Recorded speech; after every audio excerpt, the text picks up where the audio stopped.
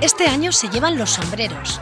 Se lleva la peluca de colores. Los hay de todas clases y estilos, desde el clásico modelo de mafioso hasta otros más originales y trabajados como estos coloristas animales acuáticos. Muy típico en Argentina, la mujer es argentina y es muy típico los gorros estos para hacer fiesta.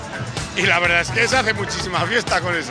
Estoy buscando ánimo, pescadito total, ahí. Aunque si se trata de ponerse algo en la cabeza, todo vale. Tiene muchas utilidades.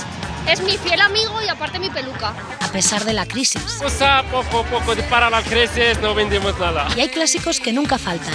Pistolas y metralletas de agua forman parte del atuendo, junto con las sulfatadoras y los objetos más tradicionales, los botijos. Botijo porque es la tradición. Y como la fiesta va de toros y toricos, hay quien llegan a la plaza ataviados con capote y todo. Te han dicho para la plaza Torico y nosotras hemos tirado. Incluso llevan su mascota consigo, mascota colorista y musical. Pero otro atuendo que no falta son las gafas. De todos los estilos, colores y formas, son básicas para evitar los daños producidos por la lluvia y no precisamente porque caigan chuzos en punta del cielo.